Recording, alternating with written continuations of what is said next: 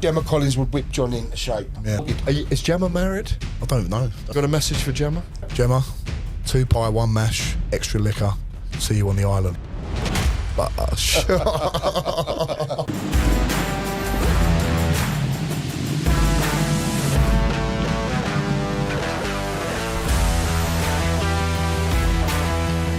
This is Fight Club. Come on in. I'm Gareth A. Davies, and welcome once more to Fight Club, episode 2. It's Tuesday, June the 20th. We have got loads coming up for you on this show. We're going to look at the Conor Benn situation. Is he really going to fight Chris Eubank Jr. in Abu Dhabi on September the 23rd? We'll discuss that in detail. I've got clips this week with Azim, Frazer Clarke and Charlie Edwards, who's making his return, of course, after a long time away, this time at bantamweight, after being a world champion at flyweight. Johnny Fisher and Big John Fisher join me in the studio, as does Big Mo Cody. Yes, that big, booming, giant American voice that we're seeing all the time with Sky and Boxer. Fight Club now. Don't miss this.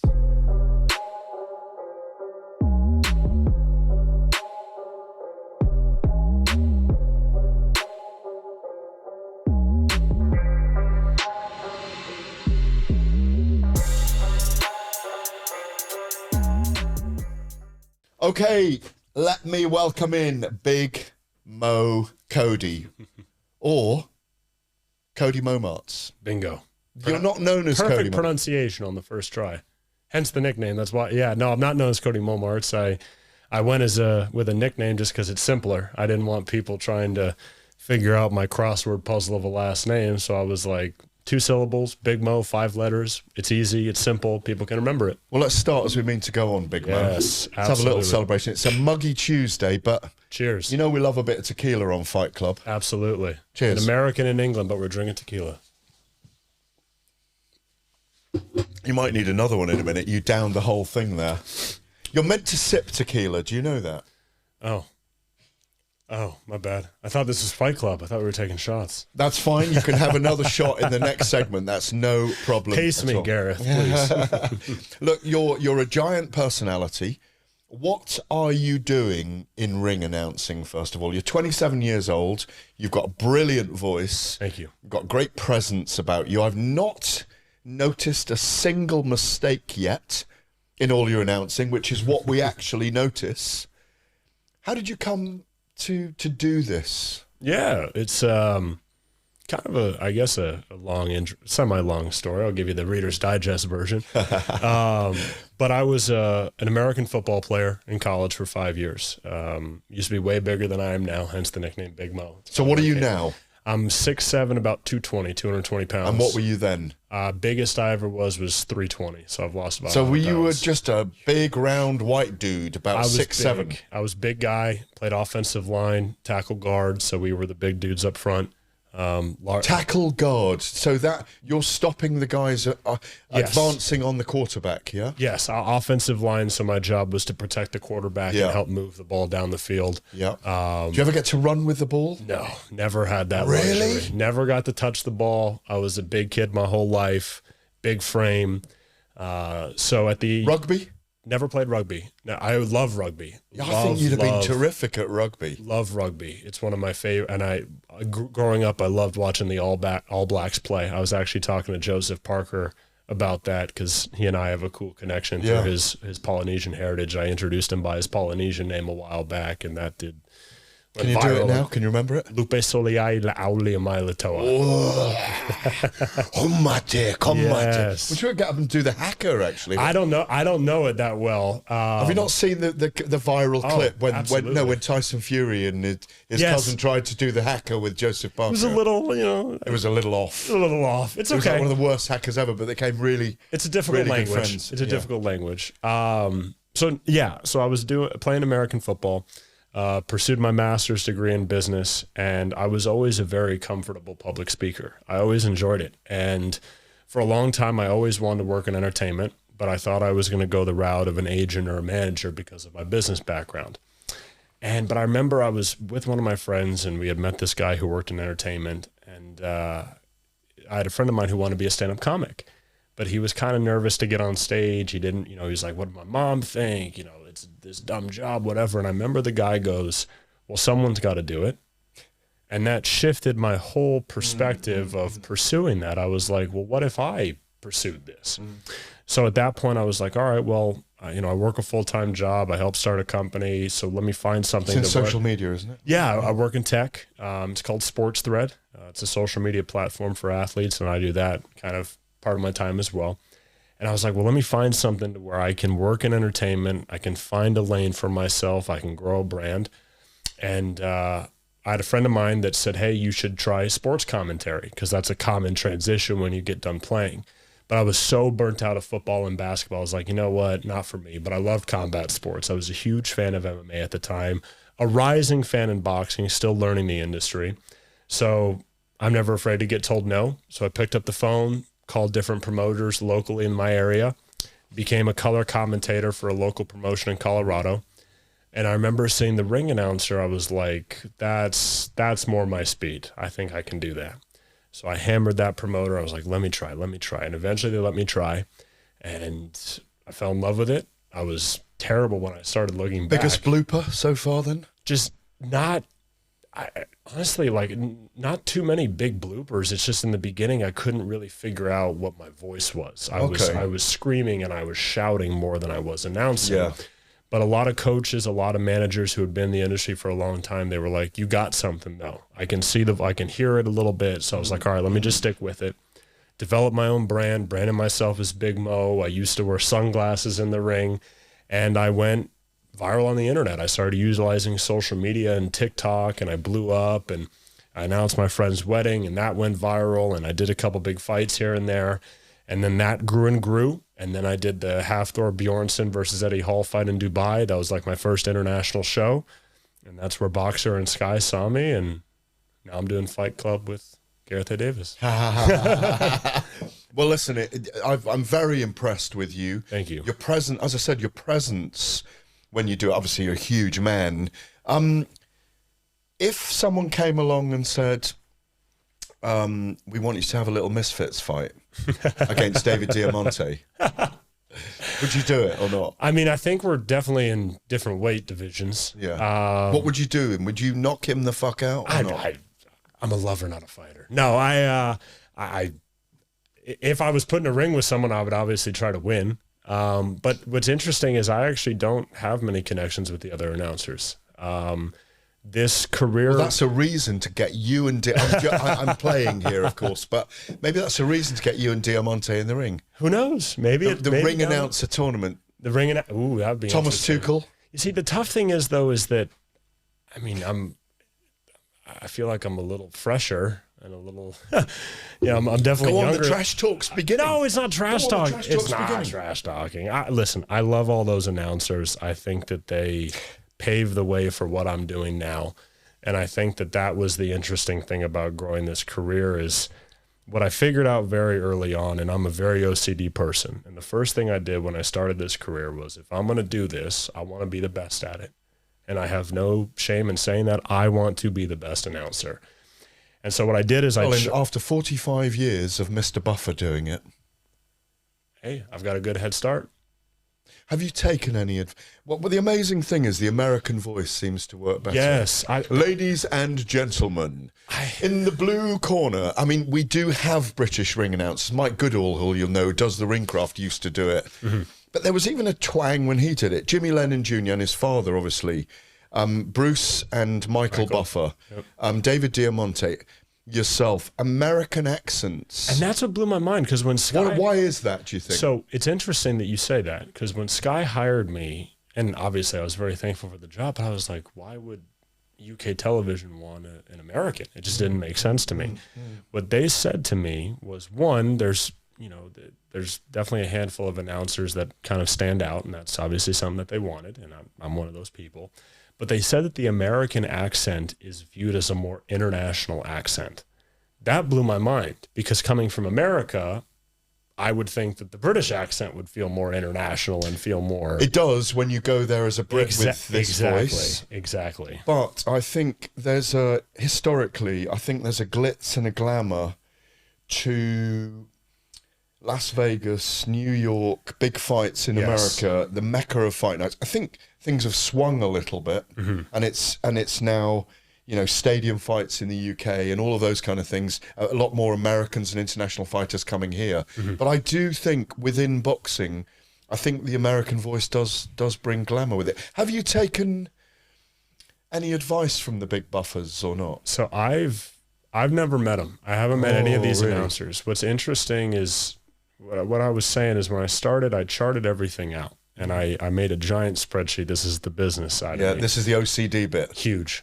ADHD, OCD, the whole thing. And I made this giant spreadsheet and I mapped everything out. I don't really follow other announcers closely. I focus on what I'm doing, but I know who everyone Stay in is. your own lane. Exactly. And that was a piece of advice I listened to Bruce on, because I remember Bruce came on an interview. Yes. Yeah. And he said, someone coming up should be themselves. And that's what I wanted. And a lot of people called me the next buffer. People in America in the MMA market compared me to Bruce. People in the boxing market compared me to Michael. Amazing compliment. I don't want to be either of them. I want to be me. Now, again, huge compliment. Can I tell you a secret? Absolutely. You can't be them. You can only be you. And exactly my point. I want to be the first Big Mo, right? I don't want to be the next buffer. Yeah. So I charted everything out and I was looking at it and I saw a massive discrepancy, which was, and it is what it is, 75 years old, 70 years old, 65 years old, 60 years old, and then a massive gap in the market. And I was like, okay, well, there's no one younger doing it. Yeah, good point. I came in and I was like, all right, well, I want my youth to be a differentiator for me. You're the only guy that can properly do TikTok in this generation. Yes. That's the key. Because any of us our age shouldn't, well, we can be on TikTok, but you know, I know it's a very good point. It's one I hadn't really thought about. Let me ask you a few things. Do you ever get nervous? No, actually. That's brilliant. How do you do the names when it's particularly like Eastern European names? So this is funny. You know, what do you do? Do you go to the fighter and get them to record it? I remember John Anik, who I worked with years ago on MMA Live and with the UFC years ago. John was absolutely meticulous, perspicacious about going around to every fighter and just getting them to say their name into a dictaphone. Do you do that? I do that a little bit. And if you don't, you should. The big thing that I do is I've always been good with communication and language. I don't know why. It's just always have kind of come easy to me. Pronunciation. Part of your ADHD, I imagine. Wouldn't surprise me. Phonetics is what I pay attention to. A lot of people get thrown off on how a name is written. Language is deceiving, really deceiving. What I can do is if I can hear how certain vowels and letters are pronounced, I know how to apply it in different areas. If I can hear the name said correctly one time, I'm good. Yeah. And that's where I utilize my cards. A lot of people love to read off their cards. So you write it phonetically, in your own way. Exactly. No, I know. I've got a master's in linguistics. And one of my special, or one of my, what would you call it, units was phonetics. Yep. And you know, lots of languages aren't phonetically regular. Yep. Without boring us about a linguistics lecture here, it's about how you hear the sound and how you translate that to noise. Except with for fricatives and phonemes and all these kind of different things that our mouths do. Thing, though, that you struggle with. And that is cities in England. What Loughborough? All right. Torquay? Like the thing... Torquay? Where's that? Torquay. Never heard of it. Well, what's interesting... What's it called? Torquay. Torquay. You mean Torquay? Torquay. That, you see? But that's what threw me off. What about B-A-T-H? B-A-T-H. I mean, now I know it's beat. No, B-A-T-H. Bet. No, B-A-T-H. B-A-T. Bath. Oh, Bath. That's how I you even said it right. Bath. You see, but what's interesting is... All right, what about... But Greenwich, for example. Greenwich. What, Greenwich, you mean? Exactly. And no, but it's Greenwich. See, but now you see, you're playing games with me. No, but it's so phonetically irregular, the British Eastern European names, Polynesian names, I can do that in my sleep. But for some reason, cities in this country... All right, what about this one? Leicester. So it was Leicester. Okay, fine. But I know that only because in the beginning I was like Leicestershire. All right. What about Slough? So Slough. Oh, you know. I know now. I've caught on now. Well, listen, we could go all day with that, and I could catch you out with loads, I'm sure. Absolutely, you could. As it happens in, I think, the American translation of things is often much more literal, isn't it? Yes, we don't speak English. We speak American. We speak American, Exactly. and we love you. I say this with full respect.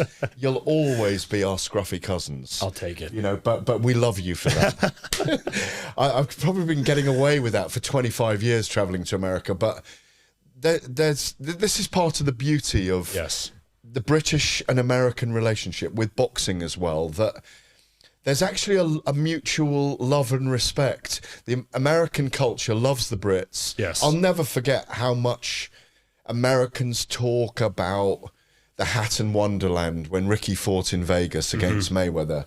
There's a love for the Irish fans traveling with Conor McGregor. British fans, the British and Irish fans are loved in America, aren't they? Because they look like they're about to cause an actual riot with murders. Yes. But they just get drunk and jump up and down and stuff. It's quite weird. I see all the security coming out the different doors in Vegas thinking, shit, this is going to kick off, but it doesn't. It doesn't. A lot of people, I got into combat sports. What's interesting is I love the sport. I do. I'm not a boxer. I'm not an MMA fighter. My first sport I actually did was martial arts. I did Shotokan karate for about 7 years of my life. Long old reach on it. Yes, exactly. When I used to do kickboxing sparring, they used to put me in with people. For some reason, they used to think I was big. It might have been something to do with the noise maybe. I made, the hair, the presence. I was a lot more thick set in those days. And I always got put with people your size, and they used to kick the shit out of me. And then once you lose it a little bit, and you can go at it. But I bet you had a long reach on you. I did, and I still obviously We're creating a YouTube fight here for you. Do you know that? Maybe. I don't know. I blew my shoulder out playing football, so I don't know if I'll ever fight. But so I fell in love with the sport. First fighter I ever really liked to watch was Lyoto Machida because he was a Shotokan fighter. And it's very good friend of mine, Lyoto. He's brilliant, isn't he? He's amazing. And Shotokan is usually not a very transferable martial art when it comes to actual violence. It's more of a defense type of martial art, so it's not perfect. But anyway, I fell in love with combat sports for this reason. I remember I used to put fights on during pregame parties when I was in college. I was the only one of my friends that liked watching fighting, boxing, MMA, kickboxing, whatever. None of my friends understood it. They couldn't understand the rules or how it was judged or what belt meant what, but what they could relate to was the spectacle of fighting. The drama, the narrative, the theater. The lights go down. The ring announcer, the walkout. That's what I really fell in love with, was the entertainment side of it. And that's why I love the British fan base, is because they help set that stage in such a way that the passion behind it, it's crazy how into it you guys are here. I love it. When I started working here, I was like, the British fans are going to like me. But then I was like, I think they're going to like my energy. I think they're going to like what I bring. And it's been an amazing journey so far. Do you get any hate from being a giant American who's kind of a little bit of a young Clint Eastwood, the young Clint Eastwood from Rawhide, or you won't even remember those shows? No, I don't. That's a little past do you get love? Do you get hate from the? Well, how is it? I get love for the most part. Well, there you go. Give him more love, yeah. Hey. He wants love. He wants to progress. We want him in the ring at some point, but with the gloves on. Perhaps, maybe. Maybe you got to be my promoter with how you're hyping me up. Who knows? I'm hyping it. Do you train and practice your announcing or not? Not much. I do vocal warm-ups to at least get my voice prepared for it. La la la la la la la. A little bit, actually, yeah. Da da da da da da. Exactly. I'm tone deaf. I can't sing to save my life. Well, that's a shame. I know. I wish I could sing. I wouldn't be. We could have sung "Sweet Caroline" right now. I mean, that's a simpler song than a lot, but I take care of my voice. And I do prepare how I can, but for the most part, I usually go in and I'm just used to it at this point. I think the most important thing about ring announcing is reps, and I got a lot of reps on the regional scene.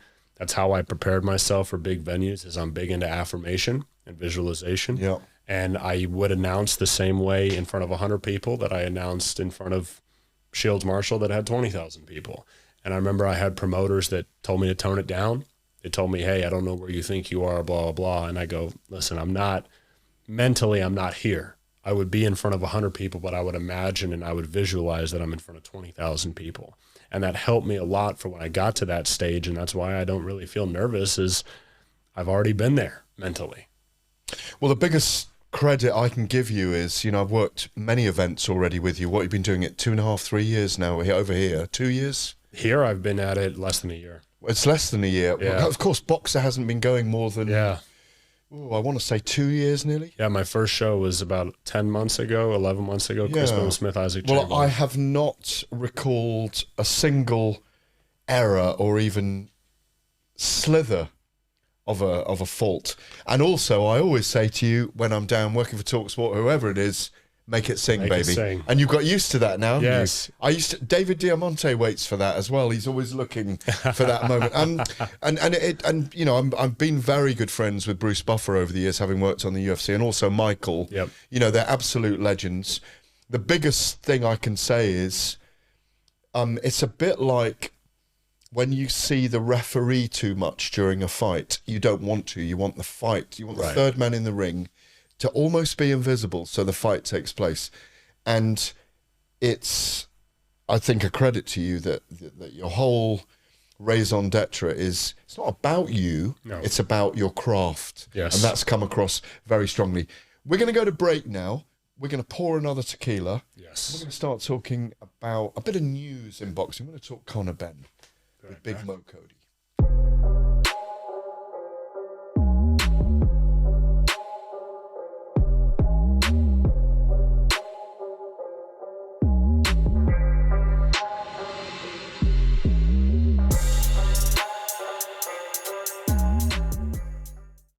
Welcome back to Fight Club here for Boxing Social. I'm Gareth A. Davies. In the studio with me, Big Mo, Cody. Momarts. I said it right the first time. We're about pronunciation today. The thing is, cheers, bro. Toasting. Cheers. Cheers. Second tequila deep here. On this muggy Tuesday. It was a very, very warm Friday night at the York Hall last weekend, wasn't Very it? much. It was an amazing experience, I think. I didn't know what to expect going in. They said it was a more intimate setting. No, You hadn't done the York Hall before? Never. Oh, okay. First one is a cool check box for me. But no one told me there was no AC. I would have worn a linen suit, but I only had a tuxedo, and You didn't have wool on, did you? No. Wool tux. Oh. Yeah. So you were wringing wet, yeah? It was a little hot. I've been wringing wet many, probably for 30 odd years at the York Hall, Bethnal Green. And of course, if you know your history of the East End, it goes all the way back to Daniel Mendoza and the bare knuckle fighters of the past. York Hall is a special place. It's cool. You've definitely ticked something off Yes. there. The balcony, it was a bare amazing. pit. I love how was close amazing. it was. It's like It the was Thunderdome. amazing. Yeah. And obviously Adam Azim was meant to be Yes. headlining.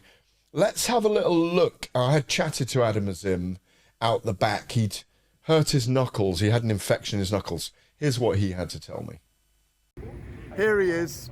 Come on, how disappointed are you that you're not headlining tonight? I'm absolutely gutted.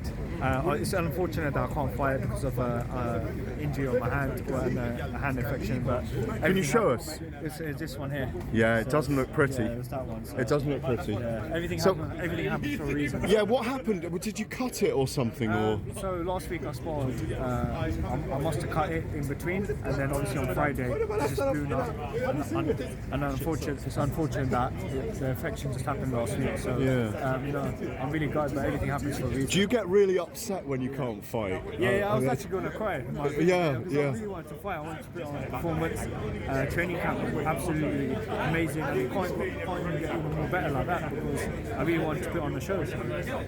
So when you went to see the doctor, they said you really shouldn't fight, yeah? I went to see him like 2 times when I was coming back. We'll see it next week. But unfortunately, I've been taking antibiotics, proxy, and You had everything. a fever and stuff from it, did you? or something? I had a reaction to it as well. Like I didn't feel good, sluggish, and then even when I went to the doctor, it was still hurting. So it's unfortunate that things happen like this in boxing. So Frazer Clarke stealing your limelight tonight.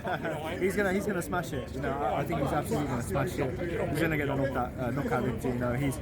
He's an Olympic bronze medalist, so he deserves it as well. So just And when are you back to sparring with your hand then? I'm not going to be punching for a while, but I'll still, keep up with my running, my strength conditioning. I'm taking a week off right now because I've been in a 9-week camp from fasting period. That's when I'll be training, so I put everything into it. But it's unfortunate this happened. So I should be out in August, September time, so it'll be good. Come on, let's see the pain in your eyes. Let's see behind those glasses. Yeah, that's pure pain that you're not fighting here tonight. Yeah, it's upsetting. But the one thing is, you've lost about 8 pounds fighting there tonight. It's about 35 degrees in there. Yeah, it's absolutely roasting in there. But I think Hassan, my brother, he fought earlier. He got the knockout victory. Pleased for him. Yeah, I'm so proud of him. He done amazing, stuck with his game plan, and he even told me when you went into the ring, it was absolutely roasting. So it's you're always known for that, the heat and the warmness in there. So. Yeah, I mean it's a bear pit in there. So when do you think you're going to be out next? In about 2.5 months or something? There's August, and there's a show in August. There's 2 shows in there, and there's one in September. Hopefully, I'll be headlining one of them. But it'd be good if I headline one of them because I like to have headline fights. It gets me going as well. So. We'd love to see you in the studio. Go gentle with that hand. Thank you. Don't use that one. Yeah, exactly. Let's just have one more look at it. Oh, it looks nasty. Yeah. It's unfortunate, but the infection's gone down a little bit now. Yeah, most definitely the infection's gone down, but it was up to here last time. So. Lovely to see you. Keep doing these interviews. You're getting better and better. No nervousness anymore. Every time I do it with you, I get even more better. Lovely to see you, Adam. Good to see you. Take care. Adam Azim there. You've covered a few of his fights now. A friend of mine already. Okay, Adam. He's a very special kid, isn't he? Huge. And what impresses me most about the Azim brothers is they are both very humble people. I think that they very easily could buy into how big they're becoming very quickly, and I think they could become very arrogant if they wanted to. Very humble people. And the whole family, love the dad very much, met the mother once, love the Azim brothers. I was gutted for Adam. I think he's an incredibly special talent. I think Hassan actually he's obviously I don't think he's what Adam is, and that's no disrespect to Hassan. You never know, though. You never know. You never know. Because I think Hassan actually has more natural power. I just don't think he's quite as fast. But anyway. Oh, no, Adam's got extraordinary power. He really reminds me of, I mean, having been around a very long time, there's elements of Prince Nazim Hamid, there's elements of Amir Khan. I want to see Adam at some point down the road. Adam versus Ryan Garcia is a amazing fight that I would want to see. That is a really big fight. Because it's so fast. Here. Yes, here. Got to have it in the stadium. UK. I'm going to be honest. Listen, I love America. Which camera am I? I love America. Boxing fights got to be here. It's unbelievable. Well, as you say, it was sweltering heat. Adam didn't get to fight. I'm going to talk Frazer Clarke, who obviously headlined 10-round fight with Mariusz Wach. Yep. The Polish fighter. I'm going to talk about that with John and Johnny Fisher, who are making noises outside at the moment. I would have all 3 of you in the studio today, but it's real hot. There's not enough room. There's not enough room. It'd be a sauna, too many heavyweights. Exactly. Too many heavyweights. But Conor Benn. Yeah. Some big breaking news a couple of days ago. Cheeky Charlie Parsons, as I call him, of Boxing Social, managed to get an interview with Conor Benn. He's got a fantastic relationship. Obviously, as I showed last week, Conor, the last time I saw Conor, he slapped the TalkSport microphone, didn't want to speak to me. But here's what Conor Benn told Charlie Parsons at the early part of this week. I wouldn't be surprised if I knock him out in the first round, to be honest. Is that a real possibility? Say that again? Is that a real possibility? Well, yeah, I said the same about Samuel Vargas. I wouldn't be surprised if it passed one round, and it didn't. And the way I put my punches together in the first round, I'd be very confident in getting a stoppage. There's one clip. Here's another one about what he believes he would do to Chris Eubank Jr. Conor, there was a little period where you went off the idea of this fight. I know that was also a similar time where you were sort of at your lowest mentally and struggling with everything. What was it that re-sparked the fire? I just want to smash his head in, to be honest. That's it really. There ain't really much to it. A bit disappointed I wasn't the man to give him the beating he deserves, but I'm happy for Smith. I'm also happy for Smith as well with what's gone on. So you know, as much as everyone's talking Ben Eubank, I can only imagine how Smith's feeling. So, you know, I'm wishing Smith a speedy recovery, to be honest with you. You know, because I know what it's like to have something pulled from you.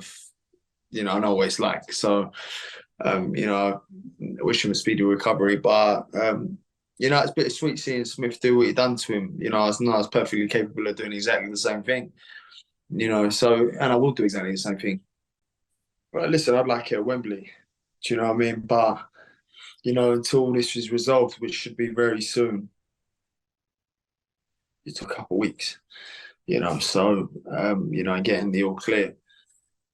That's what, listen, I'll fight anywhere, do you know what I mean? But obviously it's been long-winded for my supporters. It's been a painful process, not only for me, but for my supporters as well. So, you know, it'd be nice to give the people who've supported me through this something back. And, you know, to have that here and be able to will be, yeah, it'd be a blessing, man. You know, because my supporters who support me through this deserve it. Okay, Mo, we've got this situation. Let's talk about the top line here. Conor Benn is under a hearing with UKAD and the Boxing Board of Control over clomiphene in his system last year. The fight with Chris Eubank Jr. was cancelled in October. Eddie Hearn is saying that potentially the fight could take place in Abu Dhabi on September the 23rd, or if the tribunal, the hearing from UKAD goes right, they'd love to have it in the UK. And as Conor said, I'd like to have it in the UK to repay my fans.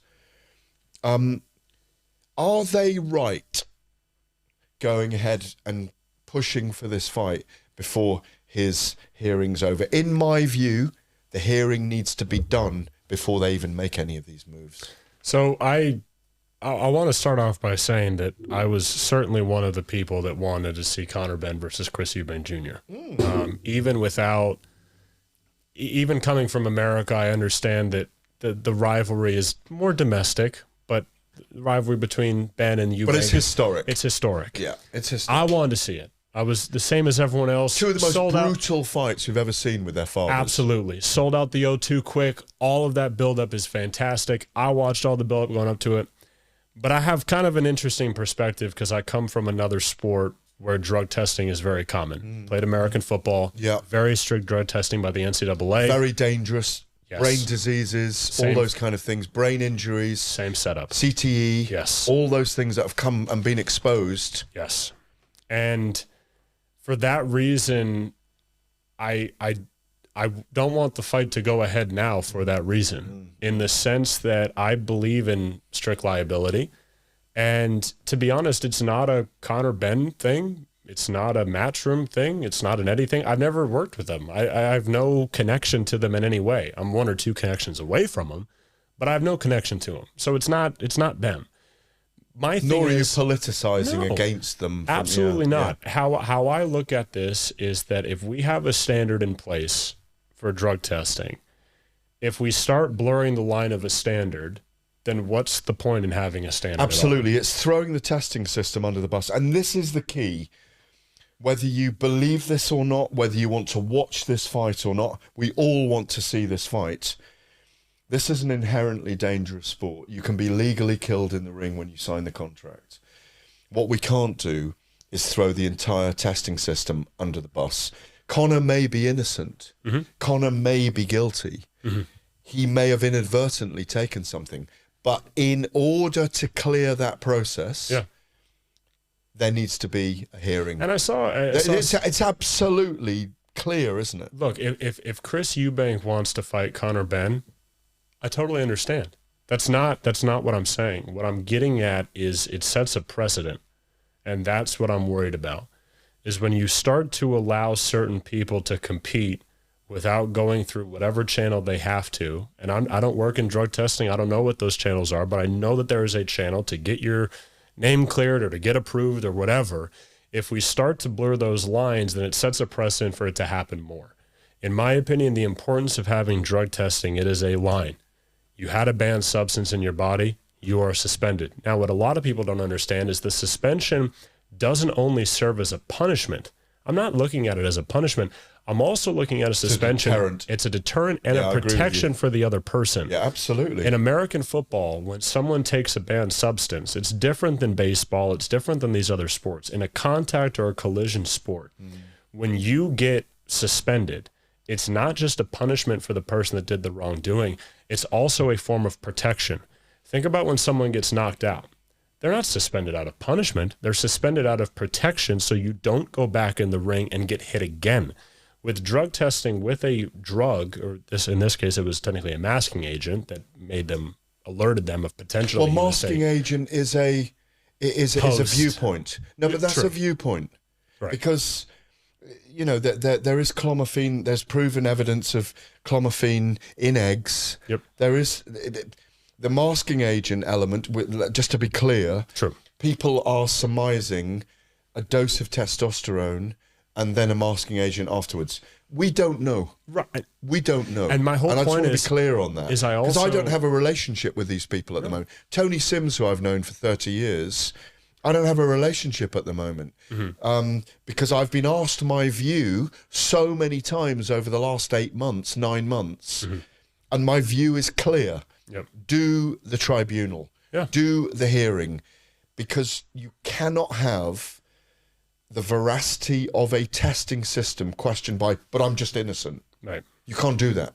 Well, there's a difference between innocent.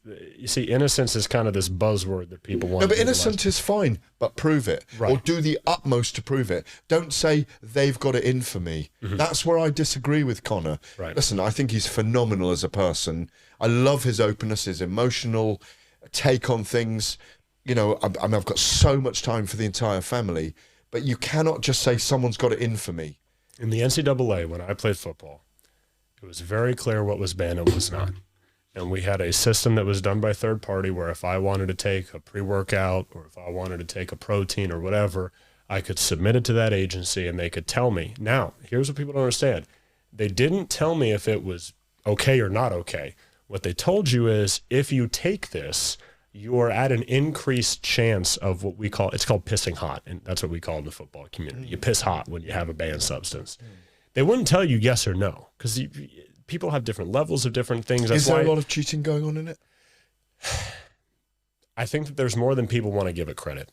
And I think that there's different ways to cheat. There's different things you can take. There's different things that you can to take that may or may not just be anabolic steroids where you shove a syringe in your butt, right? There's different things you can do. But that's my whole point. I don't care if it's Conor Benn. I don't care if it's clomiphene. The whole point is you have boxer A submitted a test. That test came back hot basically. Yeah. At that point, so prove that it was a mistake or not. Yeah. And even still, the point is that if that substance was still in his body, there still needs to be a period of time for what was in his body to run its course. Absolutely, but the problem is residual is always there. My take is this: Eddie Hearn's thrown it out there. He gave the interview in New Orleans last week, and it kind of precipitated a series of interviews. Charlie Sims, Conor's agent, Conor, obviously as we've seen there, giving the interview to Charlie Parsons. I think they are hoping, and I hope they get this, I hope they have got evidence that it was a substance that had it in, or that they have done it inadvertently, that it's 6 months since they went to UCAD, middle of March. That's how that aligns with September. If they are going to get a 6-month suspension that's backdated to their fine, if it is 2 years, I have serious reservations about whether this fight should go ahead in Abu Dhabi in September. I'll sum it up like this. I'm not a boxer. I'm not a drug tester. I'm not a promoter. I'm not a governing body. I'm a guy that yells into a microphone for a living. Yeah. I want to see Chris Eubank Jr. fight Conor Benn. I don't think that there's a boxing fan that doesn't want to see that fight happen. Agreed. All I want is just not to throw the entire system under the bus and to just ruin a standard that's set. I just want it to be a fair fight, and I want it to be a fight that can continue this sport that we love and not be a detriment. It's going to make a very, very, very messy situation if that goes out in Abu Dhabi. Listen, I'm going out to cover it. I will cover it. Talk Sport may buy the fight. It will be hugely controversial. It will be enormous. It's a bigger fight than it ever was. But but it needs clarification. I hope that if there is a 2-year suspension or if there is a longer suspension, they say, no, we're going to wait till that's over. We're going to wait. The one reason this fight is going ahead, yes, because we want to see the historicity of the family fight for the third time, the Ben Eubank saga, but for the sake of the sport and for the testing systems and for the health of fighters, I don't think it should go ahead if he's suspended for, say, more than 6 months. I just want the sport to be protected, and I want the fighters to be protected. That's all I want. That's all I can hope for. And I also want the Liam Smith Chris Eubank rematch first. I'm here with Big Mo. I want to ask you a couple more questions before I give you another tequila and kick you out of Fight Club, back out into the street. I'll take this bottle with me. Yeah, you can take it. There's plenty more in the cupboard. Believe me. There's a case of them, all different types as well. Oh, we can't show this brand. We don't get free promotion here. At 27 years old, yeah, having announced some of the biggest fights in the world. Yeah. We've talked about where you'd like to take it. It's about experience and craft. I'm going to ask you a couple of other questions. Let's do it. Would you consider being permanently based in the UK? I would consider it. I would. As our scruffy cousin? Yes. For me, my goal with what I'm doing is I want to grow the sport of boxing and to grow combat sports. And I want to be an ambassador to help take the sport to new industries. And I think that announcing can help me do it. I've introduced DJs on stage. I've done introductions at weddings. I want to help bring people to the sport. I love the sport. And when I say sport, I kind of look at combat sports collectively. I want to bring as many people as I can to it. And I think that with me being an announcer, it's kind of this interesting, soft entry for people to get involved because I'm not a boxer. But I can set a stage, I can introduce people, everyone loves a good introduction. That's my goal, is I just want to be able to show people, hey, and it's like my friends that watch fights during the pre-games. If you don't know the judging, all good. If you don't know what the belts mean, okay, but do you enjoy the show? Do you like the spectacle? Do you like the lights? Do you like the announcer? Let me be that bridge for you to enjoy the sport. And every person gets asked this question when they come into the studio. You're marooned on a desert island. Who do you choose as your girl Friday? That's a tough question. See, I'm very picky with women. Who isn't? I know, I agree. I'd say there's two. No. Whoa. What's this, a throuple? No, You're going all David Hay on me? Hey, there's 7 days in a week, girl. Okay, all right, listen. Listen, there are no parameters. This is Fight Club, baby. Hey, I'm single. But make it sing. Hey. Make it sing. Make it sing. You're going for the David Hay throuple. Go for both. You can have both. You said it. Not a throuple. Dream it into reality. So, first one is I'm a big Ariana Grande fan. I'm a big Ariana Grande fan. I think she's gorgeous. Any girl that can rock the high ponytail, very good look. Any girl? Well, not any. You're not being so picky Let there. me rephrase. Tequila's getting to you finally. It is. It's hot in here. Drinking tequila. It's early. Ariana Grande's just knocked at the door with a high ponytail. I wish, Gareth. Don't get me wrong. I like sitting down with you, but I'm gonna have to kick you out of here if that happens. We'll keep filming. But there's another actress. And I would love for this to be my invite to you to come ringside, sit with me ringside. Okay, here we go. Her name is Madeline Klein. Okay. She's an actress on a TV show called Outer Banks that's bigger mostly in America, I'd say. Lovely, lovely woman. I would love for you to come to a boxer show, sit ringside with me, be on Sky Sports, meet my good friend Gareth, who's also my personal hype man. And we could have a great night. We could drink a couple tequilas. We could come on Fight Club, and who knows? But that's my invite to you, Madeline Klein. Right, finally, how does everybody follow you on Instagram, on Twitter as well? Twitter and Instagram, how do they follow you? At official.bigmo on Instagram and TikTok, and at bigmo_official on Twitter. Try to keep the usernames continuous, but didn't work out. I'm active on social media. I love talking to you guys. If you guys want to take a picture at a show, come up to me. I love doing all that stuff. I love talking to people. I'm a pretty outgoing, extroverted guy. That's why I'm decent at my job. And but make sure you guys follow Fight Club, follow Gareth A. Davis, follow Boxing Social. make sure you guys subscribe. And this was an awesome interview. And thank you for the tequila. Clink up with me. Thank you for the Make it sing, baby. Make it sing. Thank you for the Cheers. friendship, Gareth. Absolute Really pleasure to appreciate have you on the show. Thank you, my friend. Big Mo. Don't miss him. Thank you, guys.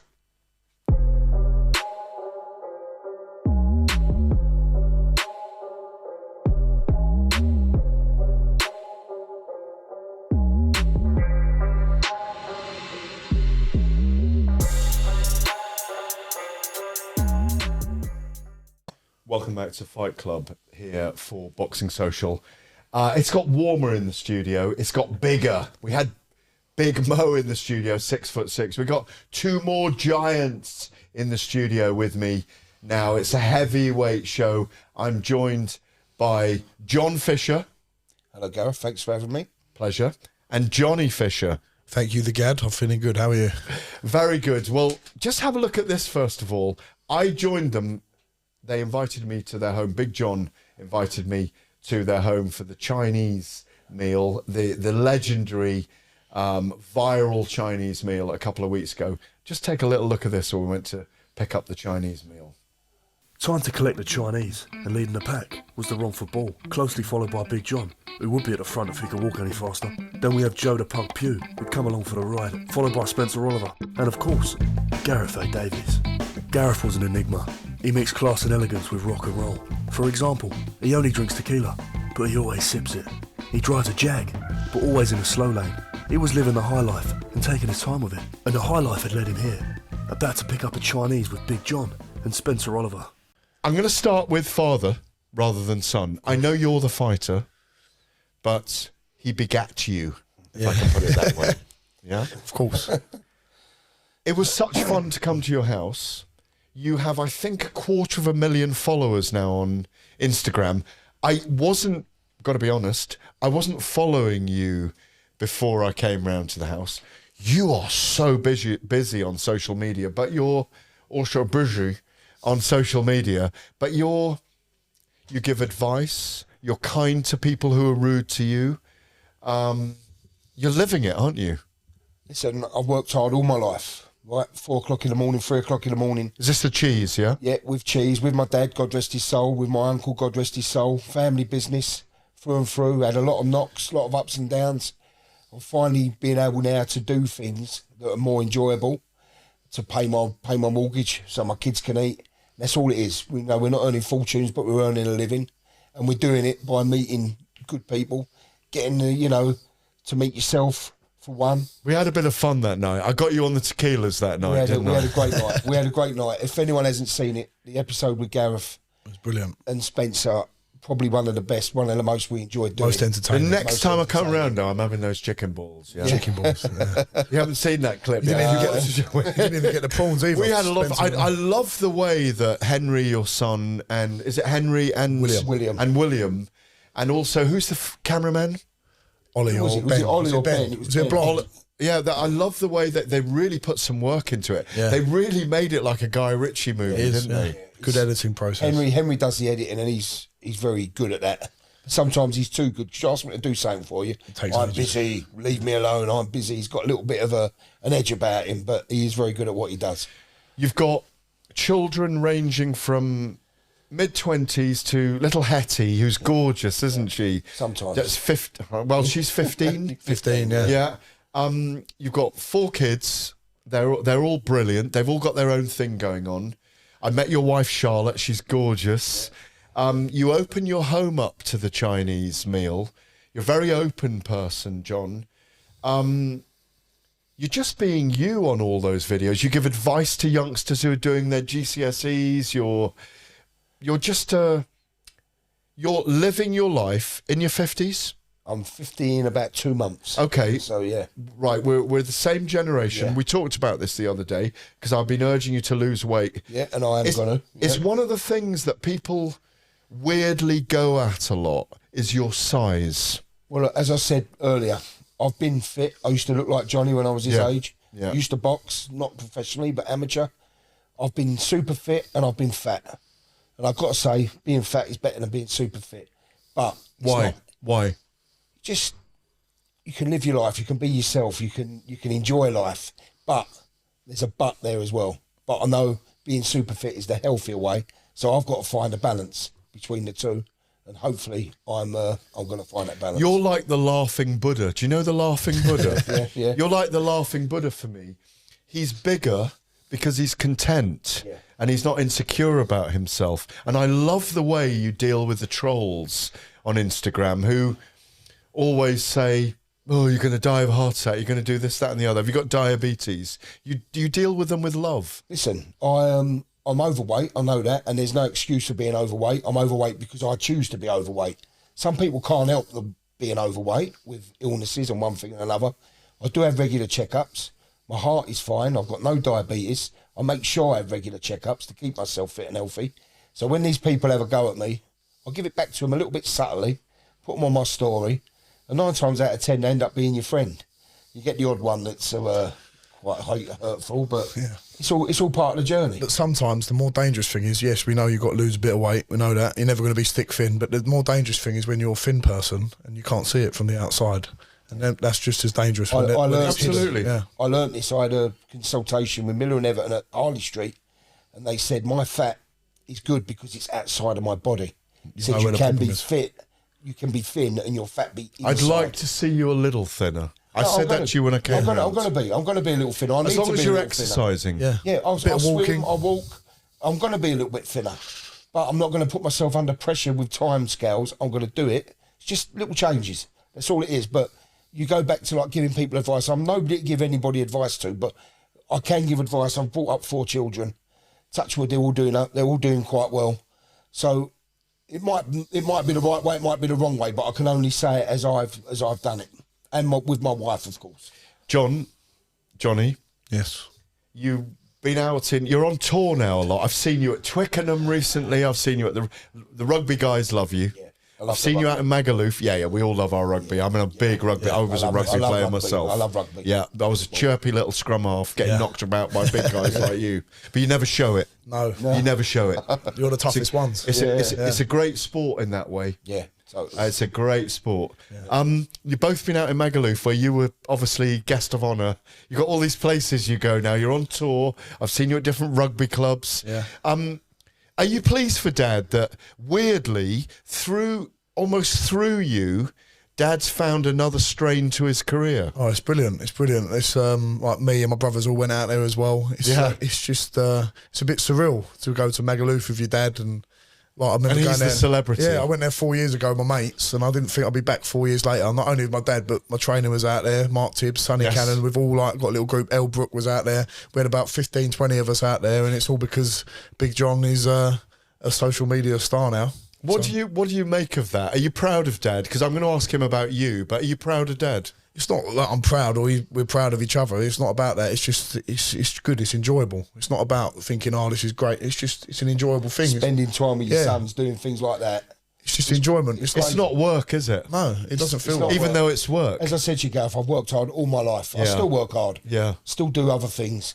But to do that and get paid for it, and I think we enjoy it because we always say, we've said it for about 2-3 years now. I don't know how long it's going to last, but it seems to keep lasting, which is good, and just enjoy it while it's there, because we're grateful for every time we get to go to a club appearance or do something like this or go abroad. It's fun. We're going to go to one of these club appearances and it's going to be the last.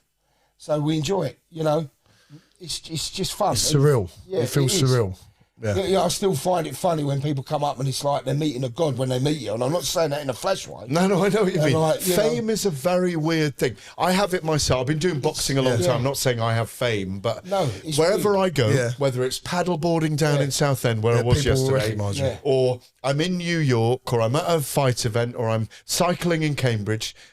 It was a policeman came up to me in Southend yesterday, put his hands out and said, oh, I don't see this face every day. And I was with my girlfriend, we were cycling, we had to stop, and he wanted to chat. I didn't call him Hot Fuzz, which I normally do, because they're all about 19 now. But it's a very weird thing. It's a real feeling. But it's nice when you're yourself. Yeah. You're not acting anything. It's nice to know that people want to recognise you and appreciate you, because you're not putting on an act and you're doing it. That's the humbling part of it. You're just being yourself. When we was in Magaluf, like, it took about an hour to walk through the strip because people want photos. It's so funny. And people go, oh, does it not get on your nerves? I say, how can it get on my nerves? I'm a normal bloke. and the people want to have photos with you, you're not going to turn around and go, no, I'm not having a photo with you. I'm not having a photo Are you a bit kind of ADHD now about that energy, that hyperactive energy? Sometimes you pop up on my timeline about 5 or 6 times a day. Yeah. When do you decide enough is enough or it's too much? He just doesn't care about What social. to put on. I You think get something in your head, you go, if right, I'm there's going to put so- out a message. if there's something that needs to be said, I'll just put it out there. And people might like it, they might not like it, but I think if it He needs just to be doesn't said, I'll do like. it. With And there's social, no rhyme nor reason to my account. And that's what he makes doesn't it. care. He He just put it out there. He doesn't care. Like, he's not tactical and say, "Oh, I've done one post today, so I'll do one in a couple of days." He'll just put it out there, which is, I think, is quite funny. Sometimes I do put too much on, I know. Can we pause? The best part. That is like a sinister Bosh. Where did Bosh come from? Bosh has always been a word. Isn't it? Hale and Pace, when I was growing up, Hale and Pace, remember the comedians? I do. They had a Gareth Hale and, Yeah, it's really- and Norman Pace. Norman Pace. Yeah. They were lunatics. Yeah, very- No, they were fucking lunatics. You know, they were You can brilliant. swear on this show, by the way. I so. used to love them growing up, and they had a scene called the Bosh Men, and we used to say it as Bosh kids. Men. Yeah, we used to say it as kids. And people just go Bosh, Bosh, not really thinking much of it. No. And then Tom Skinner, obviously our friend, said it on The Apprentice, And that brought it to a lot of. and then like, I just said it in a couple of videos, not thinking nothing. And then I used to have hundreds of comments. Why are you not saying Bosh anymore? We want you to say Bosh. And people liked the way I said it, and I just started saying and it. Ginger Cabby's always said, our friend, Cabby he says said Bosh at Bosh. the end of his videos. He's like a black cab driver, does some videos in his cab and stuff like that, and he A said lot of Bosh at people the end saying of it. that. I mean, you even had Matt Hancock trying to say it the other day. Oh, not He's him. not a Bosh soldier. Matt Hancock, Matt Hancock, stop saying Bosh. Get out of our. It's funny because get out I of used to say Bosh. peace out, and everyone always used to laugh. Yeah, Peace no. out. I didn't know, but it's there's weird things I that know. you do, algorithms that you do that make people yeah. like Woody Camacho is engage yeah, with buddy you. as well. Like, everyone's got a little catchphrase, isn't I they? never meant to say Bosh. Never meant to say it at all. Just said it at the end of a cup because I'm known. It's the for way it you in say it. It Chinese. goes Bosh like that. It's And then like we a brought B-A-R-S-H. out the different variations from the different countries. What was the Bosh in Magaluf? There was a new one. Mega Bosh. Mega Bosh? But we got a lot of comments from America saying Thinking we're Trump fans. Trump fans make America great again. Oh, really? I said no, it's shortened from Magaluf. We're non-political. Yeah, non-political. Apolitical. Yeah, non-political. Let me throw in the Girl Friday question for both of you then. Well, Big John, I've got to ask you first of all. You're marooned on a desert island, okay? Yep. And you need a Girl Friday. Who's it going to be? Obviously, it'd be my wife because she's looked after me for all my life. Charlotte. You've got to say Charlotte. that. No, I met Charlotte now. She's so sweet, Charlotte. I wouldn't say it's Isn't my she? wife. I think if you're married, I believe in being true to each other, and she's my wife, and she'd do anything for me. So why not have her on the desert island doing my cooking and cleaning there as well as at home? 4 more kids as well? We'll have 10 more kids. There you go. So I've got to ask you, Johnny, now. Who would be your dream desert island Girl Friday? Well, there's a lot of people that come to mind who I think, yeah, they'd be good. But I've got a surprising one, actually. She's actually a good friend of mine, Elle, and I'm not seeing it from her Elle own. Brooke? Yeah.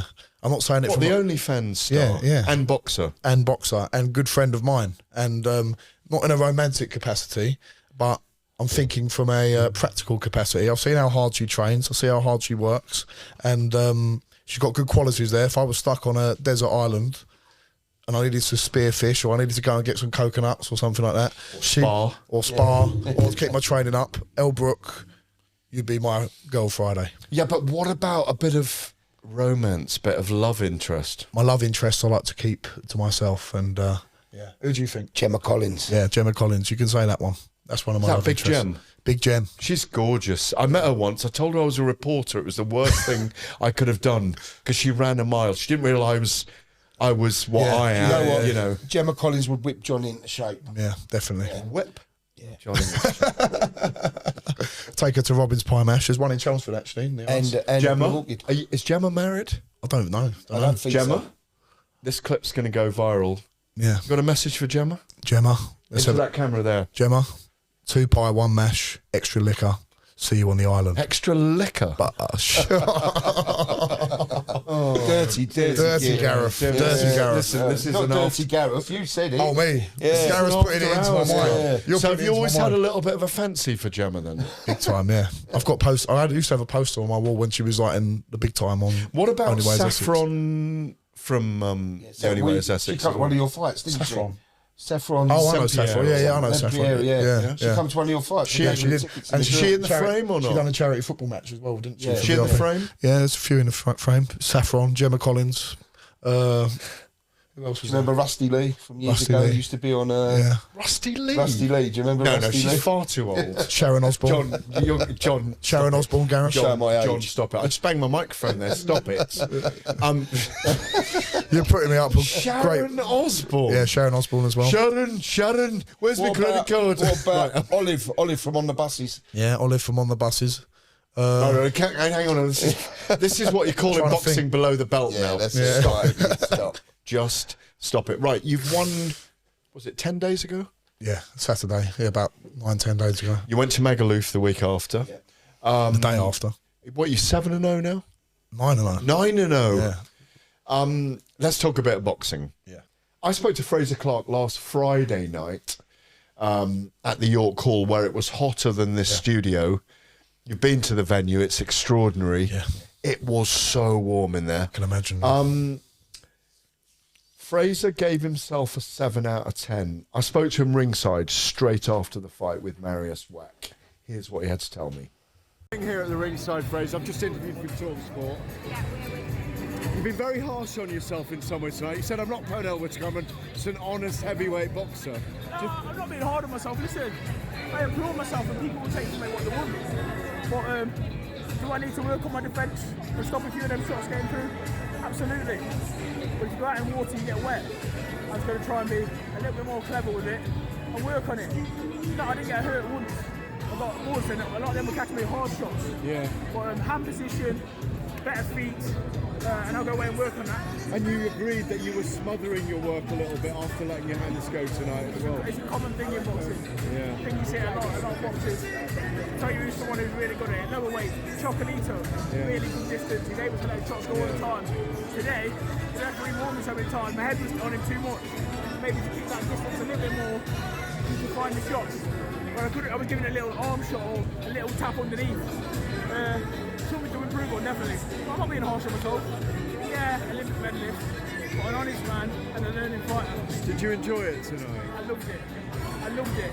I wanted to feel you're tired now, Frazer. Concentrate. Try not to get hit. Try and get your rhythm. Pick it up a little bit. And I managed to do that. A couple of boxes ticked. I know a lot more what I've got to do now. I know a few changes got to be made. Once again, not an excuse, but everyone knows a couple put their weight on a few weeks ago. It was very distracting. For 10 days, I was in a real bad place. But I'm proud of myself. I still managed to come through it, get back in the gym, get in there tonight and win. And you won that Fabio Wardley fight, don't you? It's kind of not niggling at you, isn't it? I think I do. I think the public do. I think, you know, the Twitter gang will be saying he'll take me out now. So there's only one way for a score fight night, isn't there? I'm not here begging for the fight. If another fight comes in the meantime and I get more chance to learn, I will do that. I'm an honest man. Do I need to improve over the rounds? Absolutely. But at the same time, I'll fight anyone and I'll do a good job on anyone. And you've done 10 rounds tonight. First time in my life. Yeah. First time in my life. So I'll pat myself on the back for that. And he hasn't gone 10 rounds yet, has he? No, so he's got about test. Yes, he's a fantastic puncher, but I get married with some good shots. It's a bit different, they don't fall over. That's all I can tell you. You know, there wasn't the back and forth, and this is not me being a pusher or anything like that. Him, the other heavyweight gang that are shouting about me, you know, we can still fight. Everything on the table, not a problem. I still go back to the gym and work my way to the top. Cheers as always, my brother. Cheers. He was very honest about his performance.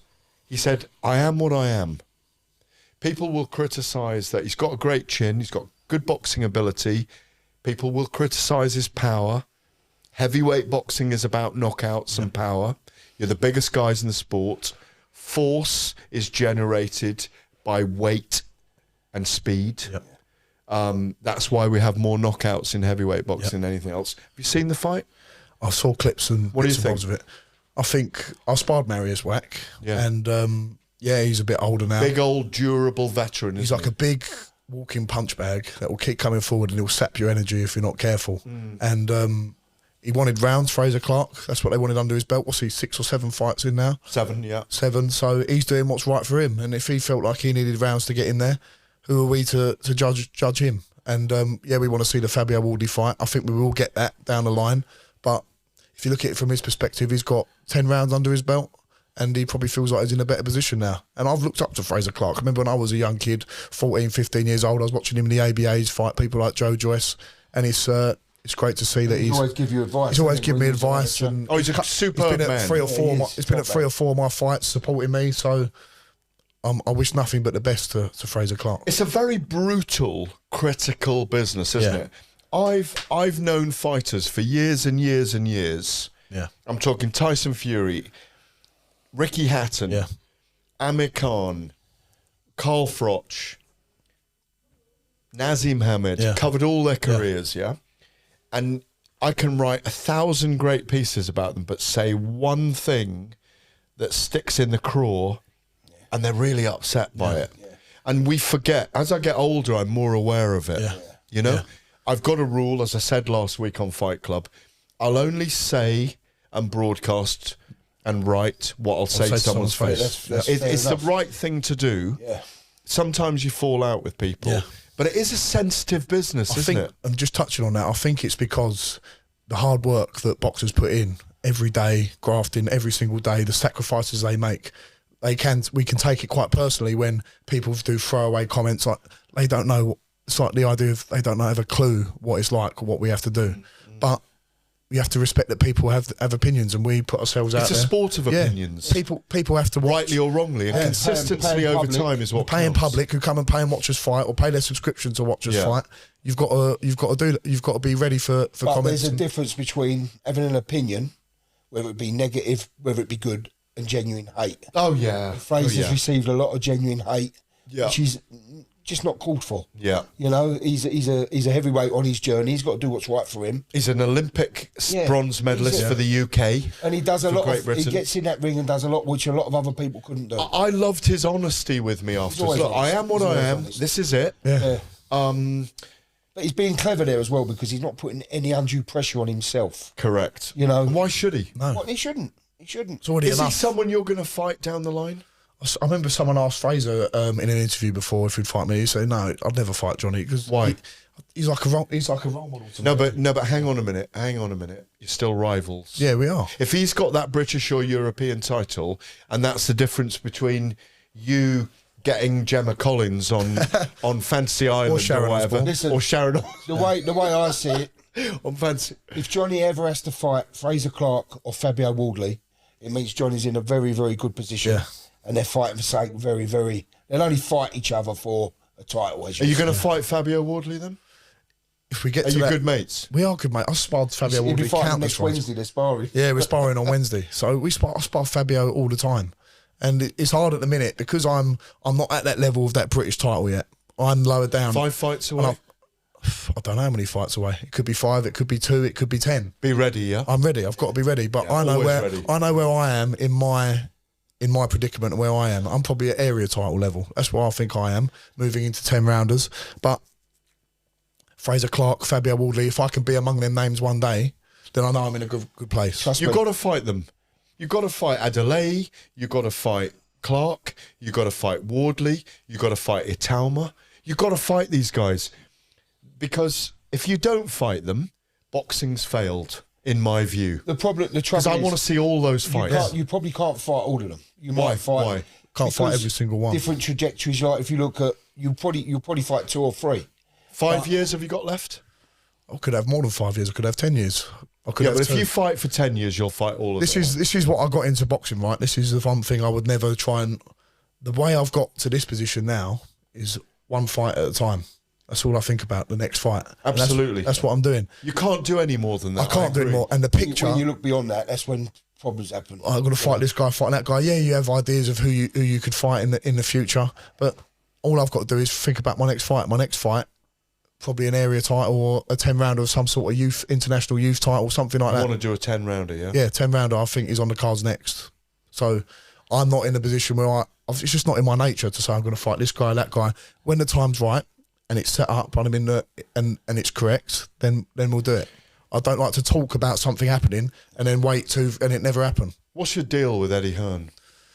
You chased him and pursued him. You want to be promoted by him, didn't you? when I first started, it was I signed with SJM Boxing at the time with Sam Jones and Adam Morley, and there was a few different promoters on. You never chased him, though, did you? I didn't chase him. Sam Jones put it to Eddie Hearn, and I think the romantic idea of being from Romford, where Matchroom Boxing was based, Eddie took a bit of a punt. Took a punt on it, yeah, the snooker club, where Eddie dropped his dad in the ring. Yeah, there one day. But Do you know that?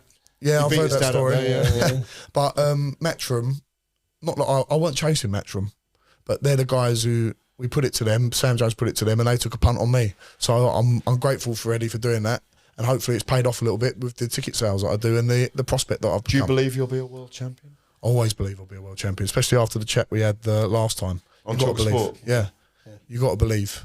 You've got to believe. Yeah, otherwise there's no point doing it. Do you worry about your son in the ring? Always.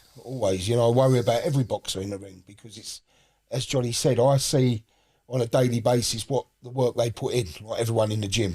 People don't see that. They just see you turn up for a fight. They don't see it when he comes back broken, bruised and battered, like when he spars Fabio, like when he, you know, when he spars Joe Joyce. You know, because when Johnny spars... All of them, yeah? Yeah. But when Johnny spars Fabio, they don't hold back. They're good mates. But they give it to each other. Oh, no, I watch sparring sometimes. You would it's pay extraordinary. to see that. You would pay to see that. You guys are made of warrior DNA when you see that. Because normal civilians, as I would call us, we can't do that. And just because you're mates doesn't mean you can't go and knock 7 bells out of each other. So why can't you do it for money against the Dubois and the Wardleys and the Clarks? We can. And all these you will, guys? but it's got to be the right time for Johnny's career because just say now Johnny's next fight was Fabio or Frazer or Adelaide, and Johnny wins. I'm not saying he would.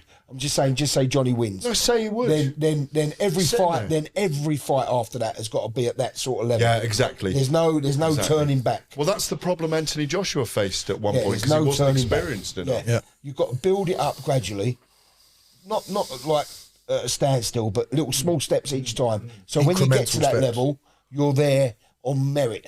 Yeah. You're there to stay there. Yeah. What Fabio's done, he's done it perfectly. And in boxing, you've got to be in boxing. If you're going into boxing to try and please people, you're in the wrong sport. Yeah. The only person you've got to please is yourself. Because as you said, as we've all said, and we've seen with other boxers that get in there who get seriously, seriously hurt. So I'll do what's right for me, and I don't care what anyone else says. And as a dad, Gareth, as a dad, I'm not his manager. I stay out of all his boxing business. But all I care about is Johnny. I don't care about managers, trainers, promoters. It's him at the end of the day, doing what's right for him, and I'll always tell him that.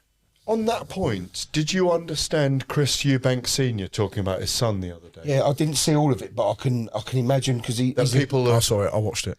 The wrong people are around. Yeah, he obviously feels as his dad that he needs to be with him. There's two sides to it. Your dad should only be with you if he's got your best interests at heart. With Chris Eubank, I've got a lot of respect for him. Used to see him in Romford when he was training at the Matchroom gym. It seems like there's a little bit of bitterness going on, but you never know what's going on behind the scenes. But if I saw the wrong people going around Johnny, I would speak up. But the difference between you and Chris Eubank Eubank Senior is he's been a world champion and he knows boxing inside out, and he's been there. And he said about the beatings that he took at the end of his career. Well, he called it a mugs game, and what he meant was it's always been misinterpreted, which is you get in, you make as much as you can out of it, and you get out because you're a piece of meat. Yeah. You are the gladiators. You are. For the emperors of Rome. Yeah. Because they carry on. It's modern day gladiator. If Johnny takes a beating, no one will care less because there'll be someone else coming along. Yeah. That's what I've got to protect. Care less will be his family. Yeah. And his close friends and his supporters, his close supporters. No one else will care less. And I know that, and he knows that. You believe he'll be a world champion? I believe he'll give it a good go. I believe I can fight for a world title, with the support I've got and the ability and potential I have, but that has to be nurtured at the correct space. I'm 24 years old. Heavyweights, look at the top guys now, they're 34, 35. If I want to do it properly, when I'm 30, 31, 32, then I'll be in my peak. He said it spot on there. You can only be a world champion if you're guided correctly. Not rush too quick because someone wants to cash in or promote their ego. You've got to do it for him at the right time. And I've got loads of time. I'm not in any rush. I'm enjoying every step of it. Before we go to break, and I've got some questions from the public for you both. Are you frustrated by the heavyweight situation? Last week I had George Warren on the show on Zoom, and George has described the situation with so much money available to the top 4, maybe 5 or 6 heavyweights in the world. I mean, we're talking obviously Tyson Fury, Alexander Usyk, Deontay Wilder, Anthony Joshua, not necessarily in that order. That Zhilei Zhang, Joe Joyce. Yeah. It's a blessing and a curse, the Saudi money available, because it's stalling what's going on. Everyone's thinking, oh, we can get something a bit better. When you watch it, do you think, God, I take 5 million, I take 2 million, and they're talking about tens of millions. Yeah. When you look at that, you could be there one day. Yeah. I look at it from their perspective, and they're thinking from their perspective what their worth is, and it's part of it is ego, because Usyk's probably thinking, well, if Tyson's getting that much, I've got 3 of the belts, I deserve this much. And ego, money, and timing. Yeah, it's all those. But I always talk about those 3 things. I know it's frustrating for us as boxing fans to watch it, but on the other side of it, can you blame them for wanting to get as much money as they can? Because they get in the ring. You can never blame them. If Joshua gets in the ring with Deontay Wilder, he knows how dangerous that is.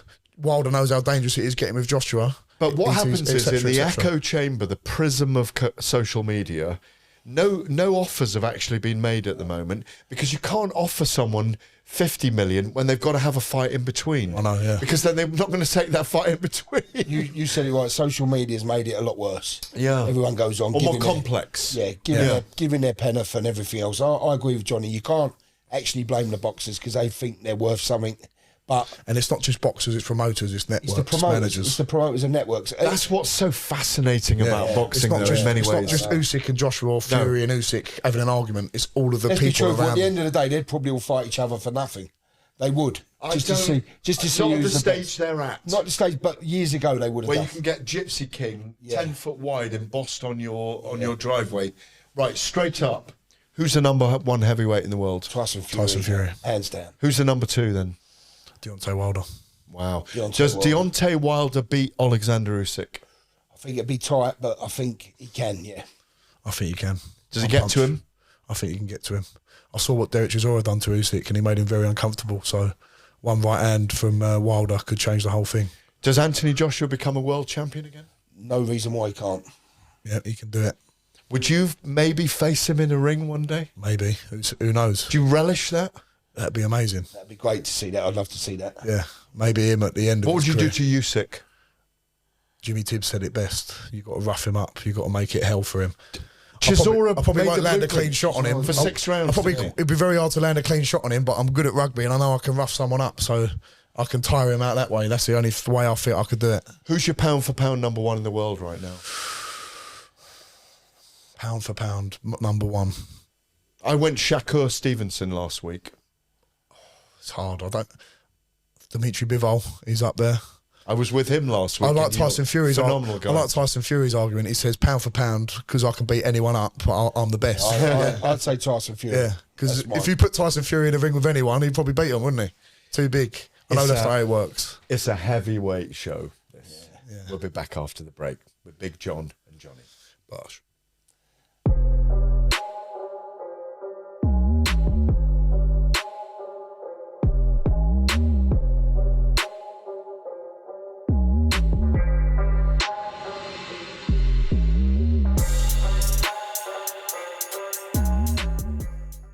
I'm going to ask both of you these. Welcome back. Thank you. Thank you. I'm a bit disappointed you haven't joined me in the tequila today. I'm driving, Gareth, so we've got to go to Woking tonight. Yeah, but it's 2 a.m. I know. Yeah, I can't. Is that a cheese delivery? No, we're working. Working. Yeah. Working or woking? Working in Woking. Working in Woking. Woking Bosh. That sounds like a song. Yeah, working in Woking. Like a David Brent style song, isn't it? Like Woking. Near like Slough. Yeah. Slough. Slough. Well, I was trying to get Big Mo to... I was trying to tease him earlier With about the the names. phonemes. Yeah. Unfortunately, he's been over here too much, so he can get it now. Yeah, But I love it when they get it wrong. Yeah. I love it when David Diamante says, Leicester! Yeah. Or Marlborough. Marlborough. I love David Diamante. I used to send him the wrong way. He's a good man. No, he's lovely. He's lovely. I like him. Needs a haircut. Yeah, but I can't say that because I've got no hair. Well, would you wear a basket of braids above your head? No, never. I've always been straight down, short back and sides bloke. Arnold Schwarzenegger style. I used to have a flat top when I was younger, that's why I've got no hair now. Right, enough of this. Yes, enough. I caught up with Charlie Edwards, former WBC flyweight champion. He was in with me at Talk Sport on Saturday night. He's back. He wants to win a bantamweight world title. His brother Sonny Edwards has been stealing all the headlines. Here's what the brilliant and beautifully toothed Charlie Edwards had to tell me. Charlie Edwards, no absentee from boxing anymore. You're back. Finally. It's been a long, hard, frustrating time, but I am now a free agent. I fought last weekend and I'm back, and I'm looking forward to getting the ball rolling now and kick on to the bigger shows, sort some promotional things out with new promoters, and push forward to get a world title. You're former WBC flyweight champion. You're now at bantamweight. Yeah. Talk to us about that. Is physically better? Is it age of 30? Is it have you kind of stiffened up in terms of your size, that kind of thing? Reality is I probably should have never been a flyweight. I've not grown any taller. I've just let my body get the right nutritional values it needs for me to actually be stronger and developed, and instead of being frail and weak and killing myself dropping like 12 pounds to get to the weight on weighing day, I've filled out and matured into the division. I'm 30 years of age now. I've got older. I've been bantamweight now for 2 years actually.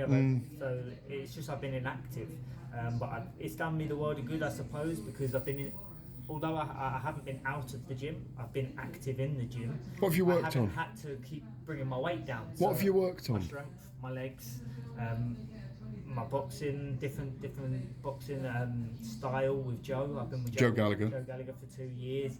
Been sparring a lot, very well with heavier weight classes, and I've worked on a lot of things. My mental strength, my emotional state of mind, my maturity, everything in this last 18 months of the inactivity and the promotional issues and stuff like that, which I can't really go into for legal reasons and stuff.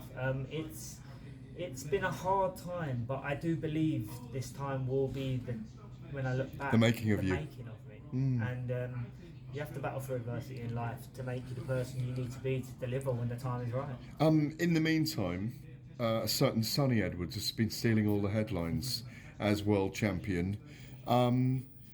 Is it true that you had a bit of a spat with him in the past? Could you ever fight him or not? We would never fight each other. We've got too much love. This is the hurt business. However, I did use a media stunt and pull the fast one, which got over 1 million or so views, which I needed to do to. So that was a bit of fun, yeah. It was a bit of fun. It was a bit of media stunt. He bit a little bit. I bit a little bit because when all the other media outlets and that start to get behind it, and they do pull your chains and try and get you and goad you into doing things for, like I said, the clickbait and stuff. But it worked wonders because Sonny's name's out there even more than ever. He got good remarks off it. I got a bit of bad stick off it. But at the end of the day, as long as our names are in people's mouths, that's all that matters in this boxing game. The media world and the media realm is crazy right now. Love or hate, you got to have both sides of things. The more your name's spoken about, the better. So at the end of the day, it was an Edwards win all round. You want to be a world champion in 2 weight divisions. How soon can you get that world title fight at bantamweight, and who are you targeting? Which belt? Who are you targeting out there, really? I was ranked in the WBO number 3, and I was ranked in the WBC number 5 before the inactivity stage hit, when they drop you out the rankings. So I've had 1 fight now, we'll get another fight in, push me back up into the world rankings with the governing bodies, and then I should think 2 or 3 fights.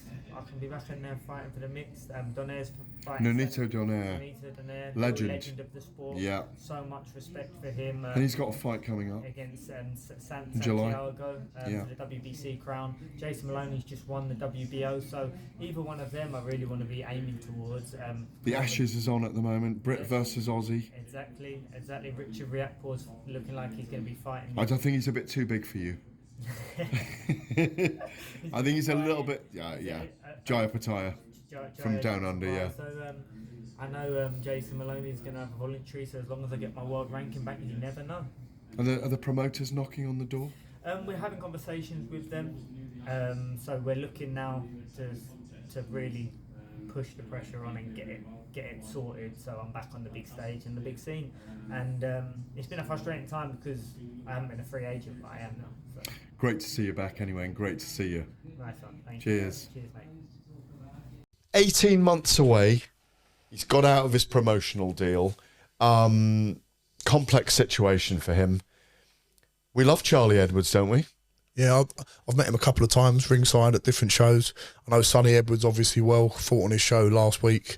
Edwards versus Edwards. That's what I was about to say. There's talk of that fight. I don't know if they're just doing it for a bit of hype. They'd never have to fight again. No, he said it was a skit. He said it there. Yeah. But they'd never have to fight again. No. Blood on blood. Brothers, a bit of blood on blood crime. I remember Vitaly and Vladimir Klitschko said they'd never fight each other for their mum. And so brothers shouldn't fight each other. I don't think they would. You remember my interview with him, Vladimir, saying his mum had said, yeah, I remember, that they would never ever fight each other. It's just wrong. Could you fight any of your brothers? No, I couldn't. Would your dad have beaten you up? Would you have beaten him up in your prime at his age? No. Why? It's not big enough. I was big enough. I had the heart. I've got a lot of but I was like a bigger version. I think I'm getting a different message here. I think you would have beaten him up. No, he's better. It'd have been a battle, wouldn't it? I'm not a very experienced street fighter. I'm not a big street fighter, but that's because I do it in the ring. I beat him up now because I just lay on him. Yeah. Hang on, right. Street fighting. Right, let's get on to this. I once trained in Wing Chun for street fighting, where you choke people out and call a cab, you've got 10 seconds, all this kind of stuff. I won't show you the move right now, but kick in the back of the leg, down, choke, put on the floor gently, in the snow, call a cab, get out of there. You've seen me fight with a stick, John. Yeah, very impressive. Very impressive. A broom handle. Yeah, very impressive. Street fighting. A lot of street fighting in Romford? There is, yeah. Growing up? Yeah, not so much for me. I've kept myself to myself. Always been taught, walk away from trouble when you can. Like back out facing, yeah? Yeah. But, there's a few... Never back down. Never back down. If you have to fight, you've got to fight. There's no way out. Last resort. But I know a lot of people in our area who are a few characters who've got a lot of experience street fighting. So you live in a very... I mean, I've been privileged enough to come to your house. It's a lovely area you live in.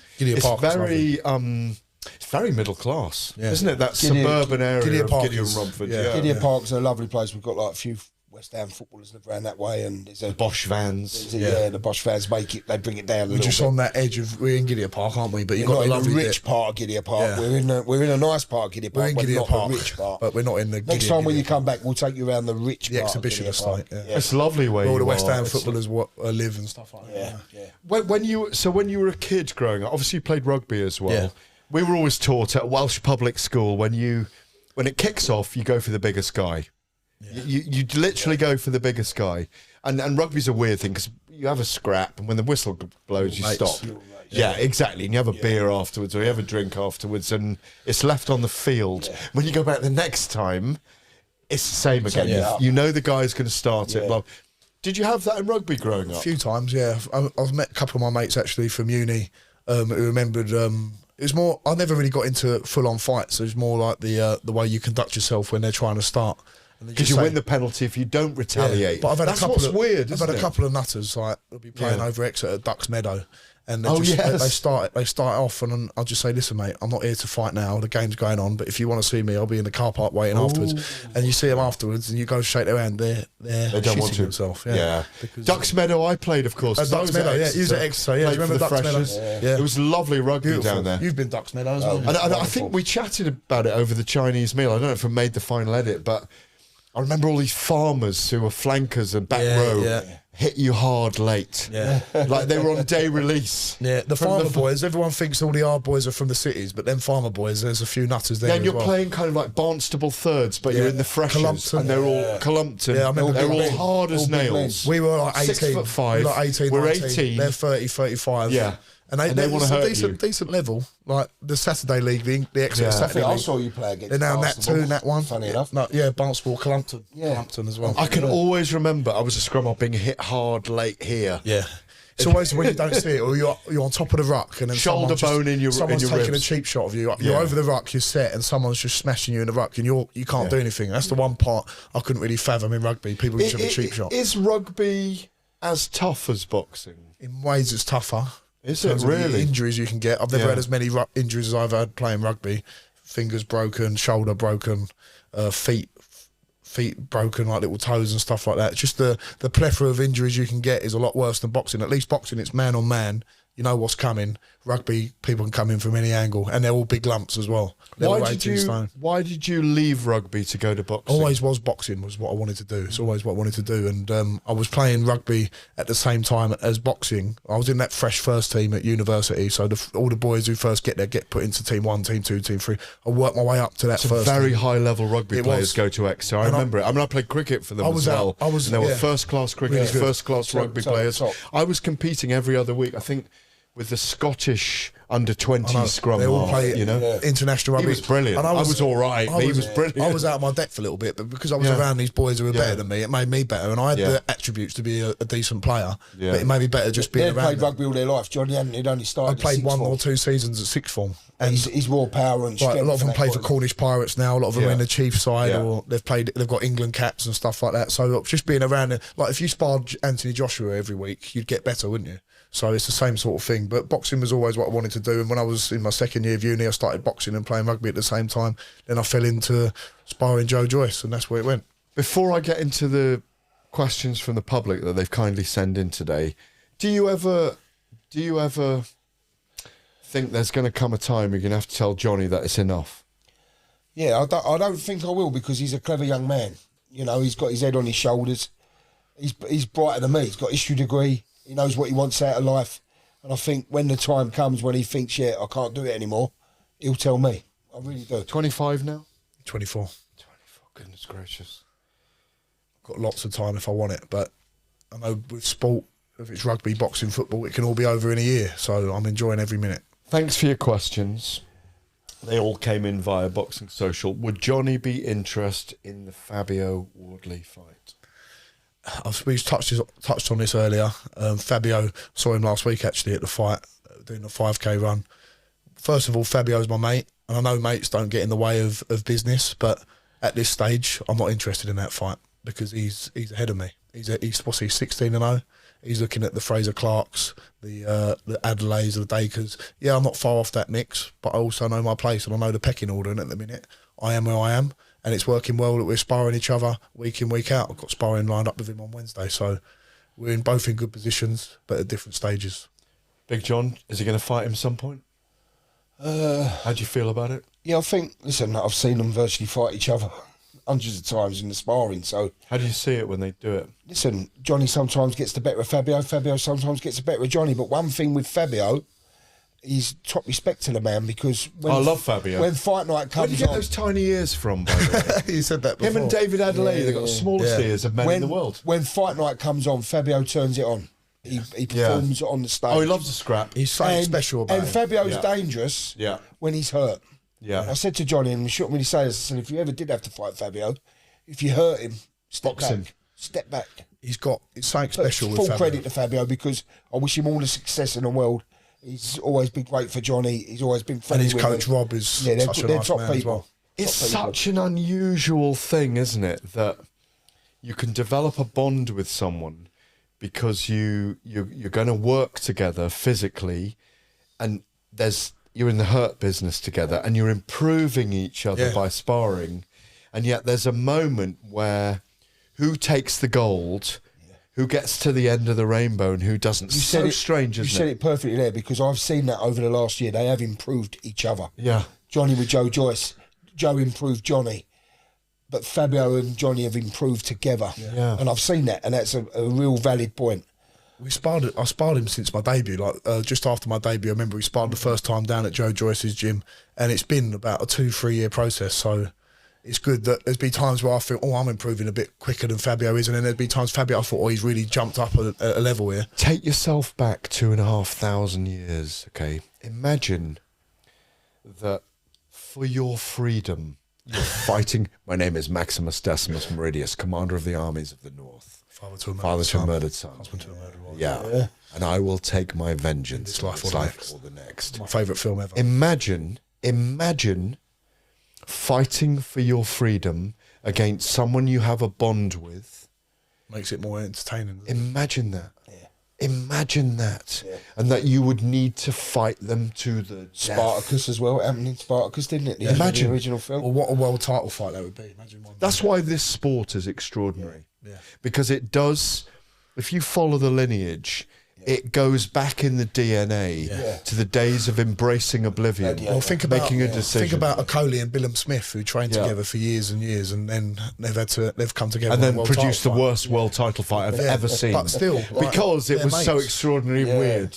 But we Still all watched it. I was entertained by it though. in a weird way. I was doing the broadcast. story. It was a fight that I was Okoli. driving somewhere. I was listening to you in the Were car. you? I was listening to you in Okoli the car. lost it, but I think he can win in the second fight. Yeah. But he may have problems now with every referee he comes up against. Okoli's got talent and he's got ability and he's another lovely bloke. How many times did he get dropped? 3 times? I think one of them was disputed. It was a slip or a trip. But I think he's got to believe in himself a little bit more. Let his hands go. Just stand there and... He's a great story again. Yeah, he is. Great story, yeah. You might end up Hackney. fighting him at heavyweight. Yeah, who knows? I've heard he can seriously whack as well. And Oh no, he's got a dig. There's no question about it. But yeah, we need to see him fight Billum Smith again. I think that's a rematch. People, I know they want to see it though. A lot of people That's what I'm didn't thinking in like my head. It'd be interesting. I'm interested. I'm intrigued. Billum Smith react pot on it, surely. Oh, they spoke about Billum Smith. It first. might be. They was talking about Billum Smith Canelo as well, weren't they? At cruiserweight. I heard that afterwards in the fight. No, Billum Smith Badu Jack works. Shane McGuigan was saying. Sorry, to fight Canelo Badu Jack works. But That's breaking down though at the minute, isn't it? I think. Badu Jack's a little bit on the slight, like he's a bit of an older gentleman. I've known Badu for about 20 years. What a great fight yeah. with Makabu that was. That was brilliant. It was. I was there that night. What a great fight he had with George Groves, who's probably a heavyweight right now. Yeah, Forgive me, George. Joe Joyce, Zhili Zhang. I was with Zhili Zhang. He was on the show last week. I was with him in New York. He's a have you met him? We had a Chinese. Of course you did. Yeah. He's a great character. He is. He's a lot wittier than people realise. Similar to Joe. He is. Similar to He's Joe. quirky. Yeah. And He's quirky. Huge. Zhang, Joyce rematch. Who wins? If Joe Joyce, when I was in camp with Joe Parker for the Joe Parker fight, that's the best I've ever seen Joe Joyce. Focused. If he can bring that focus back and that size that he had in that fight and the regiment he had, I think he can Regiment. do it. The regiment or the regiment. The regiment. The regiment. Le Regiment. But Bosh. Le Bosh. I remember even watching the fight that happened. Zhang was feeling the pace by round 6. I know he was getting the better of Joe. He took a no. Don't be too kind. What? So you didn't think Zhang was tiring at all? He took the round off and he was looking for I the thought he was punches to blowing. the eye. Do you think he was blowing? I think Experience, skill. He was looking for the I wouldn't punches. say he was blowing. I'd say he was feeling the feeling pace. it. Had it gone to Feeling 7, the 8, pace. 9, It could have been I agree. different. That's what I'm Yeah, saying. that's what right? we're saying. That's what I agree. But Joe Joyce was well beaten in that fight. Zhang was being Joe sneaky Joyce- in that. Zhang was perfect. Zhang deserved that victory. Yeah. He would have been the perfect opponent for Tyson Fury in September, in my view. Zhang. Let's I love him. Let's And fight you know, back, though. 我会说普通话. Let's fight back though, Gareth. You said earlier that heavyweights are avoiding each other. There's 2 heavyweights there that didn't avoid each other. No. Joyce and Zhang. Yeah. No one wanted to fight either of them. And now they're doing it all So over you're picking again. Joyce. Listen, Rematch. Joyce is our good. We like Zhang. He's a great bloke, but Joyce is our good friend. He's still a 50-50. Still 50-50. But we'll go for Joe. Big Joe's John my Fisher Yeah. versus Big John Fury. One who round, wins? Big John Fury will smash him up. Oh, that's really fucking mean. That's do you know what? Big John Fury, who I know well, would love you so much. Do you know John? I met him, yeah. Met him. I bet Love- you. I what bet there's a lovely lot of man. mutual I love. was, isn't when there? I was He's a nice sparring bloke. Fury, He's he a was good there bloke. watching as well. The thing is with Big John, if you annoy him, he's on you. Yeah. But he's a really honest person. He's always been nice. I've met People him 2 or give 3 me times. shit over being a Fury fanboy. I get access. I'm and a Fury fan. I'm a Fury fan. I'm a Fury fan. I'm not a Fury fanboy. No, but I am. I'm not even a fan of boxing. I think what Tyson. I'm not. I think It's what my Tyson's job. done. Johnny, it's my It's job. your job. But what Tyson's done with the demons he's overcome and what he's achieved deserves respect. Yeah. And he don't get the respect, I think. that he John fully Fury. deserves. I've sat with John till 3, 4 in the morning talking about his life, Yeah. selling carpets and rugs at the age of 7. He's had a really hard life. Yeah. Really. He said he's And he's not, like he's not a materialistic person, is he? No, not at Neither all. is Tyson, really. I would do a series with John, going out in the wild, living off berries, living in the hedgerows. He's a really And you extraordinary can see all he person. cares about is his sons, Tyson Fury. That's all He's he like cares about. the love that the father has. I mean, I have daughters, yeah? So it's always a little bit different with daughters, as you know. You're protective. You're the killing machine, aren't you? Yeah, totally. You're a killing machine. Yeah. With your sons, it's different. Totally. I don't have a son, so I don't know. You know, I've young people I mentor. Yeah. And you look after them. Yeah. You know, and I feel like that about fighters. I feel the vulnerability of Anthony Joshua. I feel your vulnerability sometimes. I don't want you to be hurt. I want you to be looked after. You've got a wonderful father. Let me go back to these questions. I'm very unhappy that you say Big John Fury wins, though. I'll back him up with that. Big John Fury would probably sit me out. But in a Chinese eating competition, chicken ball eating contest, there's one. There's only one winner. John, we want you to come round for a Chinese. Don't you start on those chicken. I thought I'd bring that up. That was very funny. Can I have some chicken balls, John? Right, here's a good question. On the Fury still, do you think, Johnny, that Tyson Fury is deliberately avoiding or dodging big fights? No, because I've seen him go to the backyard of Deontay Wilder, the biggest puncher in history, and beat him 3 times. Or twice. Oh, you think he beat him all 3 times? In my view, 3 times beat him. After coming off a layoff of being 30 stone and coming down, you can't accuse the man of dodging anyone. And if he does want to dodge someone, fair play, because he's done it 3 times already. He's not dodging Usyk. Don't forget beating a super champion of 10 years in Dusseldorf as well, with Vladimir Klitschko. No, I was there. It was amazing. Yeah. Is he dodging Usyk, or are they all waiting for the big bucks in Saudi? No dodging, just politics. Pure and simple. Money. All of them. All of them. And I can't blame them either. No. Big John? Yes, sir. In your prime, could you have beaten a better boxer than your son? So, could I have beaten a better boxer than your son? No, not in my prime. I was okay, but I weren't great. I could have a tear up. Any videos of it? Are there any videos? Pictures of you in There's pictures of me at the Repton. And what were you then? About 15, 16 stone or not? Yeah, I suppose I boxed. What were you, 6'6"? When I was 11, when I was 11, 12, I was always about 15 stone, and I stayed that way. I was always big, but fit. I suppose I boxed at about more of a 16 footballer, stone. though, wasn't you? I played for Latin Orient as a footballer. Yeah, only up to the age of 18. What position? Centre back. Really? And I should have chose between the two, but I always probably. You had good feet, yeah. And he won the London Cup with Essex, didn't he? Yeah, with Havering. Havering. Yeah, with a lot of players that went on to pro. I was obviously, my love was football, but I used to do the boxing. My granddad was a boxer. My dad used to like boxing. I used to love the boxing for the discipline, for the what it gave you and the fitness. But I suppose my true love was football. But I've turned off football a little bit lately. Why? I just think the histrionics, the play acting, the diving, money. Not that it's so money. I don't begrudge anyone earning anything, but just it's not as honest and as honourable as it used to be. That's what I think. That's just my opinion. For what it's worth. What do you think, Gareth, about football?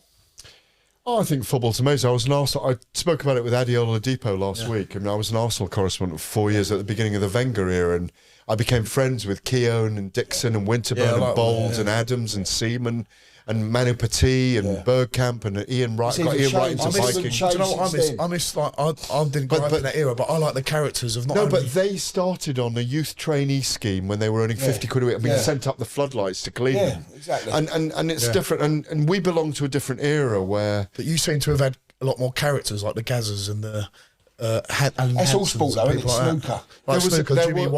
This is why I love boxing. Higgins still, there's access to people. There's characters in boxing. There's access. Yeah. When there came to football, a stage, there's no access there. It's like that's what I mean by the money. Like and wealth has it's removed gone corporate. Like it's a bit more corporate than it used to be. I don't mean that. I'm not begrudging the players earning their money, of course. No. I think what happens is when people earn an extraordinary amount of money when they're in their late teens. They're removed from the fans. The fans. Can I just tell you a little story? Used to have a relationship. A little story. Henry, Johnny's younger brother, my middle son. He used to play for Queen's Park Rangers Academy. He's about 6'6", isn't he? No, that's William. William's 6'6". Yeah. Oh, the blonde. Yeah. He's giant. Cut a isn't long story short, he used to play for Queen's Park Rangers Academy. Had some great experiences. Yeah. I always used to say to him, you're only there as long as someone wants you there. Just enjoy it. When you used to go to Norwich and play Norwich Academy, the first team used to sit and have their lunch with all the scholars, all the academy, no airs and graces, just all walking around, normal people doing their job. And that's what, but when you go to Tottenham, the first team's there, the academy's there, you're not allowed to go there, you're not allowed to go. Just like, why?